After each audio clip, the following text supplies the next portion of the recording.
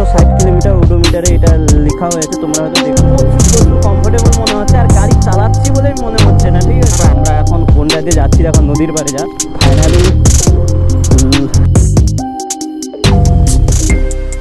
Hello brother, good morning from Medinipur. আজকে তোমাদের জন্য ফাইনালি নিয়ে চলে এসেছি আবার একটা ব্লগ। তো তোমাদের আজ যে ব্লগটা হতে চলেছে খুব ফাটাফাটি হতে চলেছে, তোমরা দেখতেই থাকো। আজকে তোমাদের জন্য নিয়ে এসেছি KTM ডিউ 200। গাড়িটা কমসে কম 860 কিলোমিটার মতন রান হয়ে গেছে। জাস্ট 1 মাসও হয়নি এখনো, ওই দুর্গাপুজোর সময় নিয়েছে গাড়িটা, তোমরা দেখতেই পাচ্ছ। ঠিক আছে, চলো। ম্যাক্সিমাম আমি হাইট আছি 5.3, দেখতেই পাচ্ছ এই আমার হাইট। তো আমি এখনো শুজ পরিনি, এখনো হাইটটা জাস্ট এরকম, মানে যাদের হাইট সামথিং 7.667 তারা এসব গাড়ি পারচেস করতে পারো। তো আমার হাইট কম। তোমার হাইটটা বলে দাও,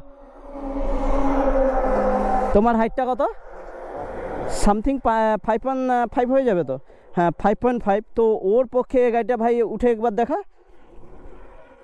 তো দেখো, ওর পক্ষে এই গাড়িটা ঠিক আছে, তো এটা আমার পক্ষে একদমই ঠিক নেই। তো চলো, এখন আমাদের গোপ্রো মোডে চলে এসেছি। তো চলো এখন ভাই বস। ভাই দেখতেই পাচ্ছ আমার পাটা জাস্ট এরকমই দু সাইডে। তো চলো, KTM 200 প্রথমবার বন্ধুরা, KTM 200। তো চলো,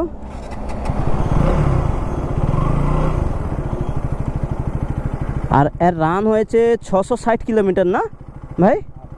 হ্যাঁ, 660 কিলোমিটার ওডোমিটারে এটা লেখা হয়েছে, তোমরা হয়তো দেখতে পাচ্ছ নাকি বলতে পারছি না। তো চলো,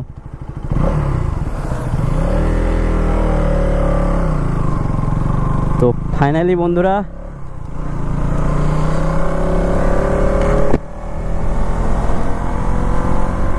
ভাই 3 নম্বরে উঠে যাচ্ছি। দেখো ক্লাসটা একটু হাল লাগছে, মানে আমার একটু মানে কি বলবো, জাস্ট R15 চালিয়ে জাস্ট সে মানে তার যে ক্লাসটা একটু মানে জাস্ট লাইট, আর এটা একটু হার্ড লাগছে ক্লাসটা। আর কিছুই মানে জাস্ট বসে থাকো, আর কমফোর্টেবল মনে হচ্ছে যে হ্যাঁ গাড়িগুলো নিয়ে লং ড্রাইভও করা যাবে, কোনো অসুবিধা নেই। আর মাইলেজ ওর কাছ থেকে জিজ্ঞেস, ভাই মাইলেজ কত পাচ্ছিস? ভাই মাইলেজ কত পাচ্ছিস? মাইলেজ কত পাচ্ছিস? ওই তো বন্ধুরা, ও বললো মাইলেজ সামথিং তেমন একটা নয়। তো গাড়ি জাস্ট তো লুকিট, মানে কি বলবো, লুক দিয়ে তো মানে লুক নিয়ে তো কোনো কথাই হবে না, কেন যেই দেখেই KTM ডিউ বলে কথা। তো মাইলেজ সামথিং বলছে নাকি ও 32-35 এরম দিচ্ছে। আমার গাড়িতে মানে আমি যেটা চালিয়ে দেখেছি,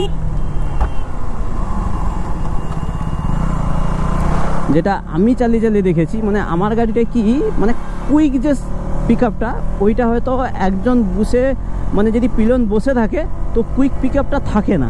তো এটা একজন বসে থাকলেও কুইক পিক আপটা যে দিচ্ছে ভাই, এখন দেখতেই পাচ্ছ 5 নম্বরে এখন উঠে যাচ্ছে ম্যাক্সিমাম 70-80। তো ফাইনালি আমার তো মানে প্রচুর কমফোর্টেবল মনে হচ্ছে, আর গাড়ি চালাচ্ছি বলেই মনে হচ্ছে না। ঠিক আছে, তো এই যে এখন চণ্ডীপুরের উপর দিয়ে যাচ্ছি। তো চলো আমরা কত দূর যেতে পারি।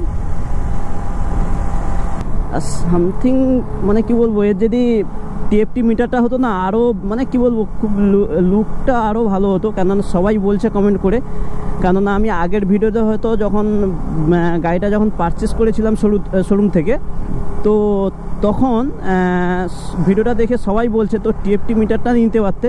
তো এটা আমাদের একটা ডিসিশন নেওয়াটা বড় ভুল হয়ে গেছে। তো যে ভাইটা গাড়ি নিয়েছে, তো ওকে আমি বললাম যে ভাই 2 দিন ওয়েট করে যা, TFT মিটারটাই পেয়ে যাবি। তো ওয়েট করলো না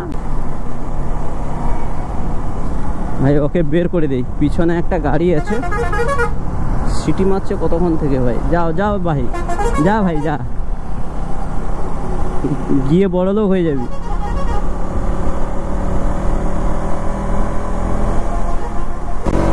চলো এখন একটু খিঁচবো, চিন্তা ভাবনা আছে ভাই। 4 নম্বরে ভাই সেই লেভেল ভাই।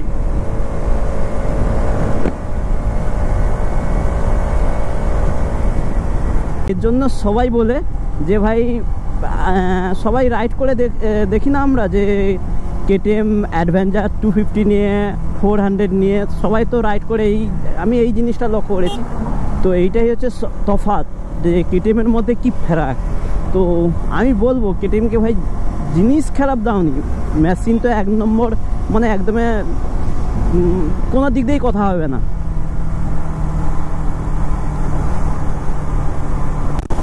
ভাই বলতে বলতে আমরা ফাইনালি নরঘাটে এসে গেছি। তো চলো নরঘাটে একটু গিয়ে একটু সিনেমেটিক শট নেব। তো নরঘাটে একটু নদীতে নাম, মানে ওই মন্দিরের পাশ দিয়ে নাম খাবো। তো চলো ভাই, সামনে থেকে একটা ডিউ ভাই, সেই লেভেল কি বলছো? তো চলো ভাই বন্ধুরা, জাস্ট নদীতে জাস্ট এরকম এরকম লাগছে, আর এ পাশে আছে রেল লাইন। আমরা এখন কোনটা দিয়ে যাচ্ছি এখন নদীর পাড়ে জাস্ট। ভাই আরামসে, ভাই ভাই ভাই ভাই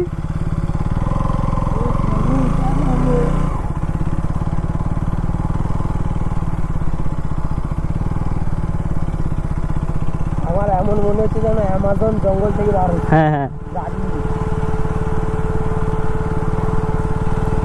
চলো আমাজনের জঙ্গলটা পেরিয়ে যাই তাড়াতাড়ি, ঠিক আছে? তো চলো, এটাতে যাওয়া যাবে নাকি তাও বলতে পারছি না।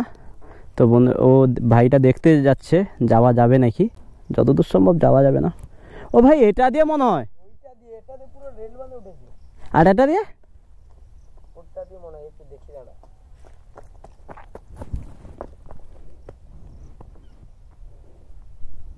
বন্ধুরা জাস্ট আমাকে এটা কমেন্ট করে বলো যে এই ককপিটটা তোমাদের কেমন লেগেছে। তো আগে তো অনেক গাড়ি চালিয়েছি, ঠিক আছে? তো এই ককপিটটা যেন মনে হচ্ছে বিশাল, মানে একটা মানে পাওয়ার ফিল আসছে, হ্যাঁ সেরকম যেন কিছু মনে হচ্ছে। তো আমরা কিছু সিনেমেটিক শ্যুট নেব বলে নদীর পাড়ে যাব, তো রাস্তাই পাচ্ছি না। তো বন্ধুরা ফাইনালি আমরা ওই জায়গাটা ছেড়ে চলে এসেছি, কেননা ওই জায়গাটা গাড়ি ঢুকবে না বলে। তো আমরা আর একটা জায়গা চুজ করেছি লোকেশন। ভাই কোন রাস্তা রে? সিধা লোকের ঘর তো ওটা।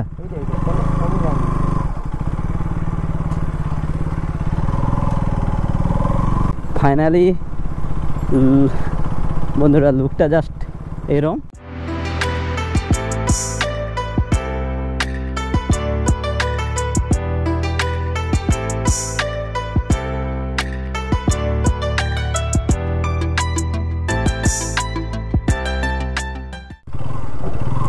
তো বন্ধুরা ফাইনালি এখন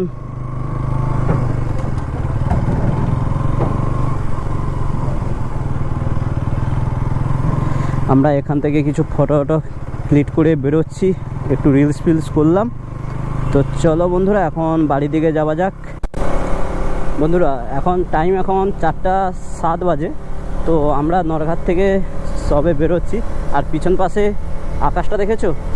পিছন পাশে মেঘটাও উঠেছে, জলও আসতে পারে। তো আমরা তাড়াতাড়ি বাড়ি চলে যাচ্ছি, কেননা শুকনো বেরিয়ে এসেছি, জলটা না হলে ভালো। তো চলো, আর আকাশের রংটা, ভিউটা কি সুন্দর দেখো, সূর্যটা জাস্ট মেঘের আড়ালে উঁকি মারছে, জাস্ট ভিউটা অসাধারণ। বন্ধুরা আর একটা কথা ভাই, আমি যেহেতু R15 নিয়ে, মানে ইয়ামাহা R15 নিয়ে লং রাইড করেছি, তো জাস্ট সেটার তুলনায় আমি বলবো এ কমফোর্টেবল প্রচুর, মানে কি বলবো, একটা গাড্ডার উপর দিয়ে যদি চলে যায় কিছু মনেই হবে না। কিন্তু আমার গাড়ি প্রচুর স্লো করতে হয়, তো সেটা একটা পোর্স ক্যাটাগরি গাড়ি, তো এটা হচ্ছে নিকেট সেকশনের গাড়ি। তো সেটার তুলনায় সাসপেনশনটা যে দিয়েছে তো খুব বেটার আমি মনে করবো। তো এর তুলনায় 100% তুলনায় ম্যাক্সিমাম 99% দেওয়া যায় এর সাসপেনশনটা, মানে সাসপেনশন নিয়ে। বন্ধুরা তোমাদের কাছে আর একটা কথা বলছি, তো তোমরা যারা কেটিএম 200 নেবে ভাবছো, তো নিকেট সেকশনে, তো তোমাদের রেকমেন্ড করছি তোমরা নিতে পারো। লং রাইডের জন্য কোনো অসুবিধা নেই, কেননা আর কমফোর্টেবল আমি যেটা বসে দেখলাম মোটামুটি 200-300 কিলোমিটার ননস্টপ চালানো যাবে।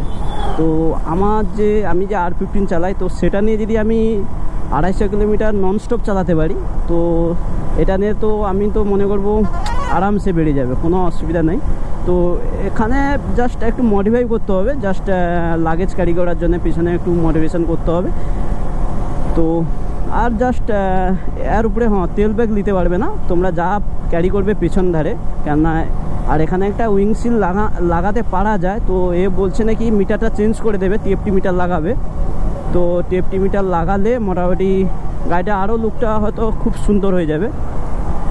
ভাই হ্যান্ডেল ক্যাপাসিটি কীরকম দেখতে হবে আমাকে, ঠিক আছে? গাড়িটা ছেড়ে দেখি। হ্যাঁ, হ্যান্ডেল বাবা খুব সুন্দর হ্যান্ডেল ক্যাপাসিটি। ভাই হ্যান্ডেল নিয়ে কোনো কথা হবে না, পুরো ঠায় দাঁড়িয়ে আছে। এত ম্যাক্সিমাম 50-এর নিচে আমি মানে ক্রুজ করছি, পুরো হ্যান্ডেল ঠায় দাঁড়িয়ে আছি, একটু কিছু আমাকে টাল মারছে না। ভাই কি বলবো ভাই, কেটিএম। তোমাদের যদি কিছু বলার থাকে তো কমেন্ট সেকশনে জানাতে পারো, ঠিক আছে? আর ভাই BMW যাচ্ছে ভাই, BMW ভাই। আর লরির উপরে কতগুলো বাইক যাচ্ছে।